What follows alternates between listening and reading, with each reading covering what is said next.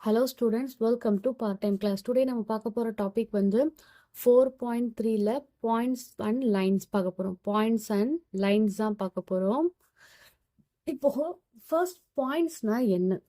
First pointsனா என்னன்றது தெரிஞ்சுக்கோங்க. இப்போ பாயிண்ட் அப்படி இந்த டாட் வைக்கிறோம் இல்லை, இப்போ ஒரு பாயிண்ட்ல இருந்து ஒரு பாயிண்ட் அப்படின்றது அது தெரியும் உங்களுக்கு. ஒரு எண்ட் பாயிண்ட்ல இருந்து இன்னொரு எண்ட் பாயிண்ட், அந்த பாயிண்ட் பண்ணி இது ஓ இது பி அப்படின்னு சொல்றது அந்த பாயிண்ட்டை குறிக்கிறது. இதுவே கொலினியர் பாயிண்ட், கொலினியர் பாயிண்ட் அப்படின்னா 3 லைன்ஸ் அப்படின்னு ஞாபகம் வச்சுக்கோங்க. சாரி, 3 பாயிண்ட்ஸ் ஞாபகம் வச்சுக்கோங்க.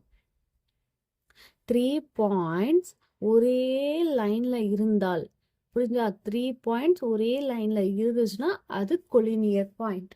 புரிஞ்சுச்சா? 3 பாயிண்ட்ஸ் வந்து ஒரே லைன்ல இருந்துச்சுன்னா அது கொலினியர். ஸ்ட்ரெயிட்டா இருக்கு ஒரு லைன், அத நடுவுல 3 டாட்ஸ் வச்சு மார்க் பண்றோம் அப்படின்னா இதுவும் கொலினியர் தான். புரியுதா? இதுவும் கொலினியர் பாயிண்ட்ஸ் தான். இப்போ நம்ம நெக்ஸ்ட் பார்க்கலாம்.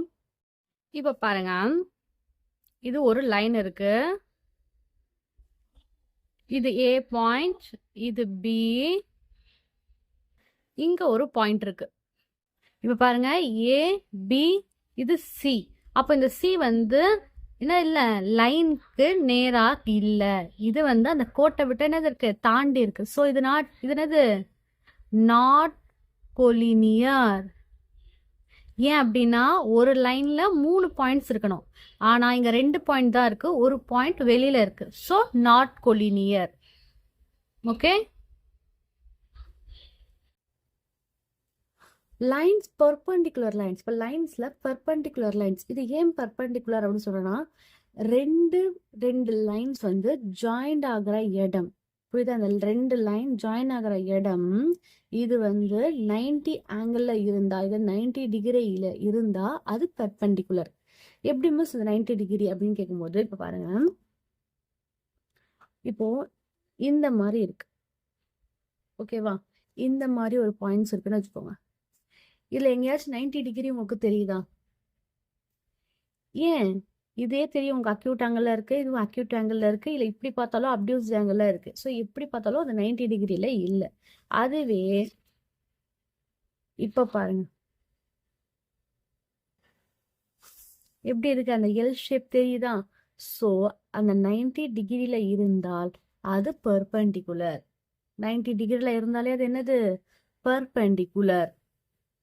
ஓகேவா? இப்போ நம்ம நெக்ஸ்ட் பார்க்கலாம். Concurrent lines. கன்கரண்ட் லைன்ஸ் இதெல்லாம் பாருங்க, இதுவும் 3 லைன்ஸ் தான், இதுவும் 3 லைன்ஸ். ஆனா இந்த 3 லைன்ஸும் சேர்ற இடம் என்ன இருக்கணும், ஒரே இடமா இருக்கணும். பாருங்க, அவங்க எப்படி வேணா போட்டுக்கலாம், நம்ம எப்படி வேணா இருக்கட்டும், ஆனா அந்த 3 லைனும் எங்க சேரணும், ஒரே பாயிண்ட்ல சேரணும். அப்படி ஒரே பாயிண்ட்ல சேர்ந்தா அது கன்கரண்ட், பாயிண்ட் ஆஃப் கன்கரன்சி. நான் ஏன் பி போட்டிருக்கேன்னா இந்த பாயிண்ட்டை பீன்னு மார்க் பண்ணிருக்கேன். So point of concurrency. ஓகேவா? லைன் 1, லைன் 2, லைன் 3, அந்த 3 லைனும் சேர்ற ஒரே இடம் அந்த பி பாயிண்ட். ஸோ அந்த பீன்றது பாயிண்ட் ஆஃப் கன்கரன்சி. இப்போ நெக்ஸ்ட் பார்க்கலாம். இப்போ இது பாருங்க, 3 லைன்ஸ் இருக்கு, ஆனா எப்படி இருக்கு, ஒன்னோட ஒன்று 2 லைனா மட்டும்தான் அது ஜாயிண்ட் ஆகி இருக்கு. கரெக்டா? 2 லைன் அதை மட்டும் தான் ஜாயின் இருக்கு, 3 லைனுமே சேரல. அப்போ இந்த மாதிரி இருக்கு இல்லையா, 2 லைன் ஜாயின் ஆகிய இடம், 2 லைன் ஜாயின் ஆகிய இடம். இப்போ இது எல்லாமே என்னன்னா point of intersection. Point of intersection. Intersect அப்படின்ற சொல்லுவோம் இல்லையா, இன்ட்ராக்ட் பண்றாங்க. இன்டர்செக்ட் அப்படின்னா வந்து ஒரு லைன் இன்னொரு லைன் கூட இன்ட்ராக்ட் பண்றது, இன்டர்செக்ட் ஆகுறது தானே இது இன்டர்செக்ஷன், பாயிண்ட் ஆஃப் இன்டர்செக்ஷன். புரிஞ்சுச்சா? இப்போ நம்ம நெக்ஸ்ட் பார்க்கலாமா? இப்போ இதுக்கப்புறம் எக்ஸசைஸ் சம்ஸை பார்க்கலாம். Observe the diagram. Observe the diagram and fill in the blanks. இப்போ பாருங்க, இதை பார்த்து நம்ம என்ன பண்ண போறோம், ஆன்சர் சொல்ல போறோம். இப்போ பாருங்க, இந்த 3 லைன்ஸும் எப்படி இருக்குன்றத முதல்ல பார்த்துக்கோங்க. அவங்க கொடுத்துருக்கிறதே வந்து எத்தனை லைன்ஸ் கொடுத்துருக்காங்க, இது ஒரு லைன், இது ஒரு லைன், இது ஒரு லைன். அப்போ 3 லைன்ஸ் வந்து இன்டர்செக்ஷன் பண்ணி இருக்கு.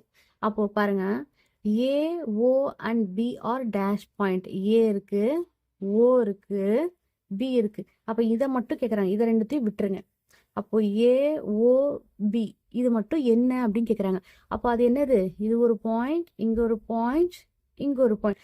3 பாயிண்ட்டும் ஒரே இடத்துல இருந்தா அது கொலினியர். அதுக்கு பேர் என்னது? Collinear point. புரிஞ்சுச்சா? A, O and C are dash points. A, O, அப்புறம் என்னது கேட்டிருக்காங்க? சி கேட்டிருக்காங்க. அப்போ ஏ, ஓ, சி. அப்போ இப்படி இருக்கு. கரெக்டா? இது ஒரே பாயிண்ட் கிடையாது. ஏன்? இதோட லைன் எது இருக்கு? இங்க இருக்கு. ஸோ இது ஒரே லைன் கிடையாது. So not collinear. இது என்னது? Not collinear. புரிஞ்சுச்சா? ஒரே இதுல இருந்தாதான் கொலினியர். அதை தாண்டி போயிடுச்சுன்னா அது கொலினியர் கிடையாது. புரியுதா? A, B and C are dash. இப்போ ஏ, பி, சி இருக்கு இல்லையா? அது என்னன்னு கேட்குறாங்க. A, B, C. அப்போ இதுவும் என்னது? ஏ, பி. மூணாவது பாயிண்ட் வெளியில இருக்கு. அப்போ அதுவும் என்னது? Not collinear. Dash is the point of concurrency. Point of concurrency அப்படின்னா என்ன சொல்லியிருந்தேன்? 3 பாயிண்ட்டுமே சந்திக்கிற ஒரு இடம். 3 பாயிண்ட்டுமே சந்திக்கிற, பாருங்க, 1 லைன், 2 லைன், 3 லைன், இது சந்திக்கிற இடம். அப்போ என்ன இருக்கு? ஓ இருக்கு. So O is the point of concurrency. புரிஞ்சுச்சா? இப்போ நம்ம next, draw any line and mark any 3 points that are collinear. என்ன பண்ண சொல்றாங்க? draw any line, ஏதாச்சும் ஒரு லைன் வரைங்க. mark any 3 points, 3 points mark பண்ணணும். ஆனா எப்படி இருக்கணும்? that are collinear, கொலினியரா இருக்கணும். அப்போ கொலினியர்னாலே என்னது? 3 பாயிண்ட்ஸ் ஒரே நேர்கோட்டில் இருக்கிறது என்னது? கொலினியர். ஸோ பண்ணலாமா?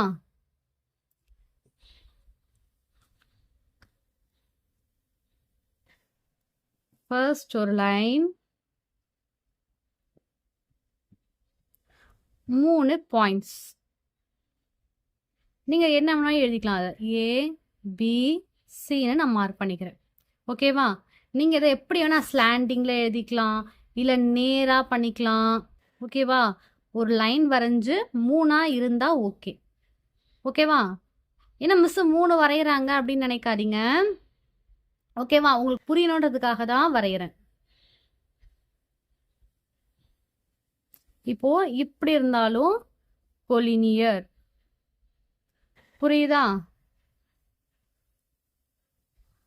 ஆனா ஒரு லைன்ல 3 பாயிண்ட்ஸ் இருக்கணும். புரியுதா? அந்த லைன் ஸ்ட்ரெயிட்டா இருந்தாலும் அந்த லைனுக்குள்ள 3 பாயிண்ட்ஸ் இருந்தா போதும். ஸோ நீங்க ஒரு ஆன்சர் மட்டும் எழுதினா போதும். இந்த 3மே வரையணும்னு தேவையில்லை. இதுல ஏதாச்சும் ஒன்று நீங்க பண்ணா போதும். இப்போ நெக்ஸ்ட் பார்க்கலாம். draw any line or mark any 4 points that are not collinear. என்ன சொல்றாங்க? லைன் வரைங்க, அதுல 4 பாயிண்ட்ஸ் மார்க் பண்ணுங்க.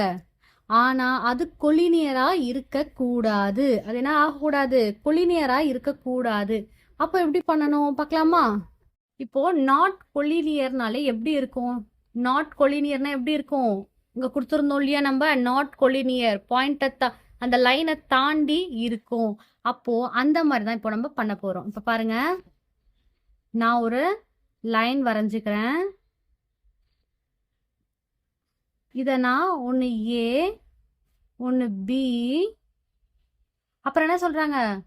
ஆனா 4 பாயிண்ட்ஸ் பண்ணணும்ன்றாங்க. அப்போ நான் 3rd பாயிண்ட் பண்ணா வராது. இப்போ பாருங்க, சி, டி. புரியுதா? கோட்டை தாண்டி இருக்கு. அப்போ இது என்னது? Not collinear. புரியுதா? Not collinear. அந்த தாண்டி என்னது? இதுலயே 4மே இருந்தா அது கொலினியரா இருந்திருக்கும். ஆனா அதை தாண்டி, அந்த லைனை தாண்டி இருந்தா அது நாட் கொலினியர். இப்போ வந்துடுச்சா? இப்போ நம்ம நெக்ஸ்ட் பார்க்கலாமா? draw any 3 lines to have a point of concurrency. என்ன சொல்றாங்க? 3 லைன் வரைங்க. அந்த 3 லைன் வரைஞ்சா எப்படி இருக்கணும்? பாயிண்ட் ஆஃப் கன்கரன்சியா இருக்கணும் அப்படின்னு சொன்னாங்க. பாயிண்ட் ஆஃப் கன்கரன்சி என்னது? 3 இடமும் சேர்ற ஒரு பாயிண்டா இருக்கணும். அந்த பாயிண்ட் ஆஃப் கன்கரன்சியா இருக்கணும் அப்படின்னு சொல்றாங்க. இப்போ வாங்க வரையலாம். ஃபர்ஸ்ட் நான் அதுக்கு ஒரு கோடு போட்டுக்கிட்டேன். இன்னொன்று அண்ட் 3rd ஒன். சாரி, லைட்டாக மாற்றி நீ கரெக்டாக பண்ணிக்கோங்க. இப்போ பாருங்க, லாஸ்ட் இந்த சேர்ற இடம் பார்த்தீங்களா? மூணுமே ஒரே பாயிண்ட்ல இருக்கணும். புரியுதா? இது L1, இது L2, L3. ஓகேவா? அப்ப சேர்ற பாயிண்ட் என்ன பண்ணலாம்? நீங்க ஓன்னு குறிச்சிக்கலாம். ஸோ ஓ என்னது? ஓ வந்து பாயிண்ட் ஆஃப் கன்கரன்சி. புரியுதா? ஈஸி. அந்த 3 லைனும் சேரணும் ஒரே இடத்துல. அவ்வளவுதான். அது சேர்ந்தாலே என்னது? Point of concurrency. அதை வந்து ஒரு பாயிண்டா மென்ஷன் பண்ணிக்கோங்க. நீங்க ஏ பி அப்படின்னா மென்ஷன் பண்ணிக்கலாம். ஸோ அதுதான் பாயிண்ட் ஆஃப் கன்கரன்சி அப்படின்னு சொல்லி எழுதிக்கலாம். Draw any 3 lines that are not concurrent. Find the number of point of intersection. என்ன சொல்றாங்க? 3 லைன்ஸ் டிரா பண்ணுங்க. ஆனா எப்படி இருக்கக்கூடாது? கன்கரண்டா இருக்கக்கூடாது. முன்னாடி பார்த்தோம் இல்லையா? இந்த மாதிரி இருக்கக்கூடாது. Find the number of point of intersection. ஆனா எத்தனை இன்டர்செக்ஷன் பாயிண்ட்ஸ் அதுக்கு இருக்குன்றத கண்டுபிடிக்கணும் அப்படின்னு சொல்லிட்டாங்க. அப்போ என்ன பண்ணலாம்? நம்ம 2 லைனை மேட்ச் பண்ணலாம். 2 லைனா மேட்ச் பண்ணி பார்க்கலாம். பண்ணலாமா? இது ஒரு கோடு போட்டுக்கலாம் இப்படி. ஆனா இங்க சேர்த்தா அது கான்கரண்ட் ஆயிடும். சோ இப்படி. ஓகேவா? ஈஸி. சோ நம்ம இப்படி பண்ணா என்ன ஆகாது? 3 லைனுமே ஒன்னு சேராது. சோ என்ன பண்ணிக்கலாம்? இப்போ இது L1, இது L2, இது L3 லைன்னு மார்க் பண்ணிக்கலாம். ஆனா என்ன பண்ணலாம்? அவங்க தான் 3. இப்போ என்ன இருக்கு பாருங்க? இன்டர்செக்ஷன். அப்போ ஏ, இது பி, இது சின்னு கூட மார்க் பண்ணி என்ன பண்ணலாம்? ஏ பி சி. அப்போ இந்த இது என்னது? 3 points of concurrent, 3 points of intersection. புரியுதா? ஏன்னா சேர்ற இடம் தான் இன்டர்செக்ஷன். அந்த 2 பாயிண்ட்ஸ், அந்த பாயிண்ட் சேர்றது இல்லையா? அதுக்கு பேர் தான் இன்டர்செக்ஷன். ஸோ அந்த இதுல என்னது? ஏ பி சி தான் 3 பாயிண்ட்ஸ். அதுதான் இதோட இன்டர்செக்ஷன். புரியுதா? ஈஸியா? ஓகேம்மா. இதோட நம்ம என்ன பண்ணலாம்? 5 கொஸ்டின்ஸ் முடிஞ்சிருக்கு. நம்ம நெக்ஸ்ட் பார்க்கலாம். Objective type question. A set of collinear point in the figures are. இதுல வந்து இந்த கொடுத்திருக்க பிக்சர்ஸ்ல என்னது? இந்த ஃபிகர்ல எது வந்து கொலினியர் பாயிண்ட்? கொலினியர் பாயிண்ட்னா 3 பாயிண்ட்ஸ் வந்து ஜாயிண்ட் ஆயிருக்கணும். அப்ப பார்க்கலாமா என்னென்ன பாயிண்ட்ஸ் ஜாயிண்ட் ஆயிருக்கு? இங்க பாருங்க, ஏ பி சின்னு கொடுத்துருக்காங்க. அப்போ ஏ பி சி அது கொலினியரா? கிடையாது. ஏன்னா இப்படி போகுது லைன். அப்போ ஏஎஃப்சி, ஏஎஃப்சி. அப்போ இது ஸ்ட்ரெயிட் லைன் தானே? அப்போ இதுதான் ஆன்சர். இதையுமே நீங்க நம்ம பார்த்துடலாம். பிசிடி கொடுத்துருக்காங்க. பிசிடி. அப்போ இதுவும் கொலினியர் கிடையாது. ACD, ACD. அப்போ இதுவும் கிடையாது. அப்போ நம்ம குடிச்சது தானே இது?